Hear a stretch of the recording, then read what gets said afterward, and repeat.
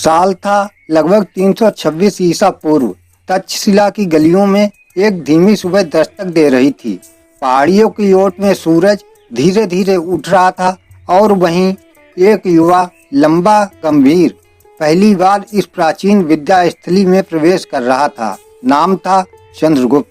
तक्षशिला एक ऐसा स्थान जहाँ ईंटें भी शांति से जुड़ी थीं।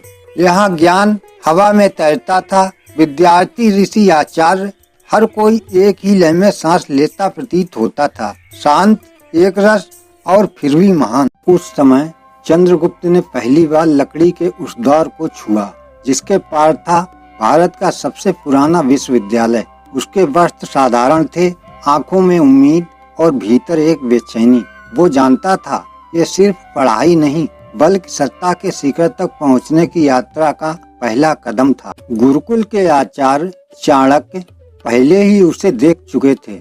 उसके कंधों पर एक भविष्य लिखा हुआ था जो अभी इतिहास की किताबों में नहीं आया था।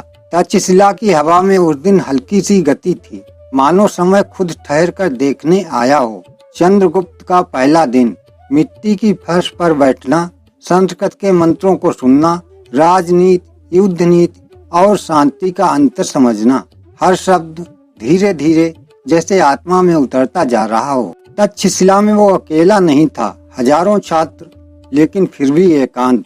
हर किसी की यात्रा अलग थी, लेकिन चंद्रगुप्त की यात्रा थोड़ी लंबी, थोड़ी और भारी थी, क्योंकि वो सिर्फ शिष्य नहीं, एक भविष्य का सम्राट था जो अभी केवल एक शांत विद्यार्थी था।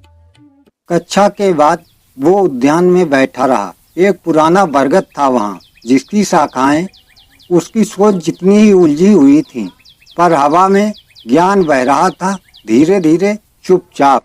उस शाम जब चंद्रगुप्त अपने पहले दिन की पढ़ाई से लौटा तो उसने कुछ नहीं कहा, केवल आंखें बंद की और तक्षशिला की मिट्टी को स्पर्श किया। वहीं से शुरू हुआ इतिहास का वो अध्याय जिसे आज भी शांति से सुना जा सकता है, अगर आप ध्यान से सुने। ये थी एक शांत सुबह की कहानी जब चंद्रगुप्त मौर्य ने तक्षशिला में रखा था पहला कदम।